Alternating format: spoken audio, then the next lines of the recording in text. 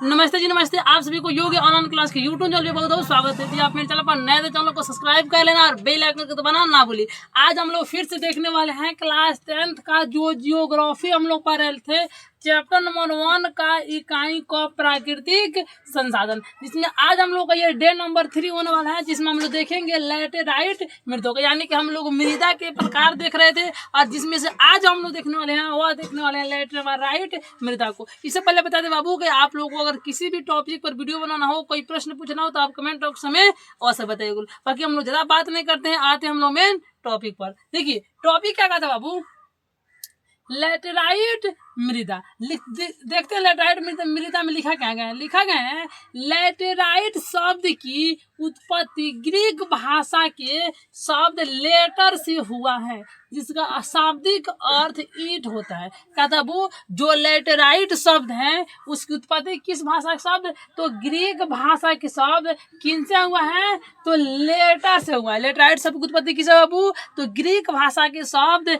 Letter से हुआ है, जिसका शाब्दिक अर्थ क्या होता है बाबू, जिसका शाब्दिक अर्थ होता है ईंट। जिसका शाब्दिक अर्थ क्या होता है बाबू, तो शाब्दिक अर्थ ईंट होता है। कोई दिक्कत समझ में आ गया कि लैटेराइट मृदा क्या होता है। तो लैटेराइट मृदा लैटेराइट जो शब्द है उसका उत्पत्ति ग्रीक भाषा शब्द लेटर से हुआ है, जिसका अर्थ होता है ईंट, खत्म। आता आगे क्या कहता है, आगे कहता है इस प्रकार के मिट्टी का विकास उच्च तापमान एवं अधिक वर्षा वाले क्षेत्रों में होता है। यानी कि बाबू जो हम लोग को लैटेराइट मृदा होता है, नहीं जानते हैं कहाँ पर अधिक होता है, तो जहाँ पर बहुत अधिक तापमान होगा, बहुत अधिक गर्मी होगा और वहाँ पर बहुत अधिक वर्षा भी होगा और बहुत अधिक गर्मी भी होगा, उस एरिया पर, उस जगह पर क्या होता है बाबू, तो हम लोग जो होता है लैटेराइट शब्द की लैटेराइट मृदा का उत्पत्ति होता है, लैटेराइट मृदा विकास होता है। ठीक है जी, कोई दिक्कत नहीं है। कि और किसी आप लोगों को टॉपिक पे वीडियो बनाना हो या कोई प्रश्न पूछना हो तो आप कमेंट बॉक्स में वह सब बताइएगा लोग। आइए आगे कहते हैं कि यह मृदा भारत में 1.3 करोड़ हेक्टेयर भूमि पर पाया जाता है। यानी कि बाबू जो लैटेराइट मृदा होते हैं वह भारत में 1.3 करोड़ हेक्टेयर भूमि पर पाया जाता है। वो लैटेराइट मृदा भारत में कितने भूमि पर पाया था, वो 1.3 करोड़ हेक्टेयर भूमि पर पाया जाता है। ठीक है, आइए आगे कहता है कि कर्नाटक, केरल और तमिलनाडु, मध्य प्रदेश, असम राज्यों में इसका विस्तार है। यानी कि जो हम लोग को लैटेराइट मृदा होता है या कर्नाटक में पाता है, केरल में पाता है, तमिलनाडु में, मध्य प्रदेश में, असम में और अनेक ऐसे राज्य हैं जिन राज्यों में क्या आता है, तो लैटेराइट मृदा पाया जाता है।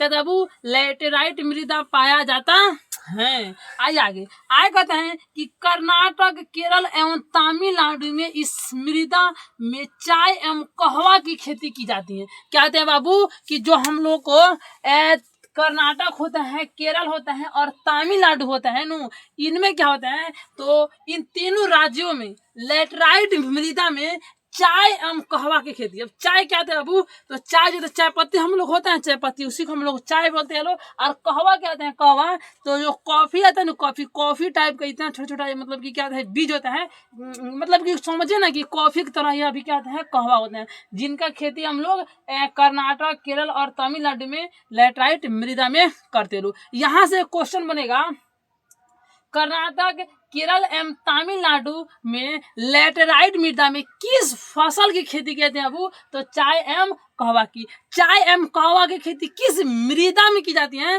तो लैटेराइट मृदा में। या दूसरा क्वेश्चन बनेगा कि चाय एवं कहवा की खेती लैटेराइट मृदा में किस राज्यों में की जाती है, तो कर्नाटक, केरल और तमिलनाडु राज्यों में की जाती है। इस बात को आप लोग विशेष तरीके से ध्यान रखिए। तो तब पहले बता दीजिए कि याद हो जाएगा कि नहीं, ये याद हो जाएगा ना जी, इसमें कोई दिक्कत नहीं होगा बाबू। आप लोग से हाथ जोड़कर विनती है कि आप लोग इसे याद कर लीजिएगा लोग। ठीक है, आइए आगे कहता है कि तमिलनाडु, आंध्र प्रदेश एवं केरल में काजू की खेती की जाती है। यानी कि जो बाबू हम लोग को तमिलनाडु है, आंध्र प्रदेश है और केरल है, इन तीनों राज्यों में लैटेराइट मृदा में काजू की खेती की जाती है। किसकी खेती की जाती है बाबू, तो काजू की खेती की जाती है। आप लोग से क्वेश्चन ये बनेगा कि तमिलनाडु, आंध्र प्रदेश और केरल में किस फसल की खेती की जाती है, तो काजू को, और किस मृदा में की जाती है, तो लैटेराइट मृदा में की जाती है। कोई दिक्कत, इतना तक आप लोगों को हो गया यहाँ तक आप लोग कोई समस्या, यहाँ तक आप लोग याद कर लीजिएगा लोग। ठीक है, अब एक बात बताते हैं,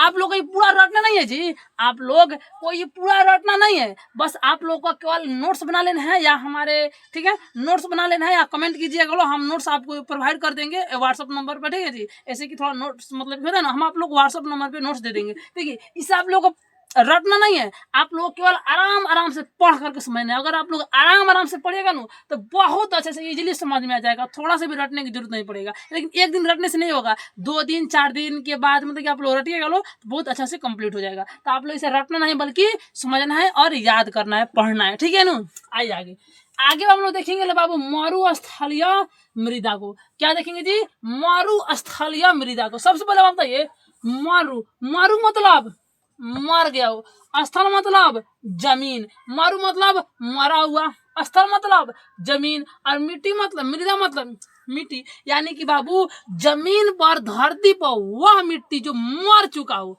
उस मिट्टी को हम लोग बोलेंगे मरुस्थलीय मृदा। बाबू आप लोग बताइए कौन ऐसा मृदा है जो कि मर गया? तो कहीं सर जो हम लोग को बालू होता है ना, बालू वो मरा हुआ होता है। राइट बात बाबू, यानी कि जो हम लोग को बालू होता है वो मरा हुआ होता है। देखिए क्या लिखा गया है, लिखा गया है कि इस प्रकार की मिट्टी और लंबी शुष्क ऋतु, बाबू लंबी शुष्क ऋतु, शुष्क ऋतु, अल्प वर्षा, ह्यूमस रहित बलुई मिट्टी में इसका विकास होता है। यानी कि जब वो जो मरुस्थलीय मिट्टी होती है वहां पर क्या होता है, बहुत कम वर्षा होता है। क्या होता है, बहुत कम वर्षा होता है, और उसमें उस मिट्टी में क्या होता है, ह्यूमस होता है। ह्यूमस बिल्कुल कम होता है, बिल्कुल कम, और वह क्या था तो बलुई मिट्टी होती है। क्या था तो बलुई मिट्टी में क्या होता है, तो इसका विकास होता है। तो हम लोग मरुस्थलीय मृदा को हम लोग बलुई मिट्टी भी कह सकते हैं। क्या कह सकते हैं बाबू? तो मरुस्थलीय मृदा को हम लोग बलुई मिट्टी भी कह सकते हैं। आप लोग से क्वेश्चन पूछा जा सकता है बाबू, या भविष्य में क्वेश्चन बन सकता है कि मरुस्थलीय मृदा का दूसरा नाम हम लोग क्या कह सकते हैं तो बलुई मिट्टी, या बलुई मिट्टी किसे कहते हैं तो मरुस्थलीय मृदा को। इस बात का आप लोग विशेष तरीके से ध्यान रखिएगा।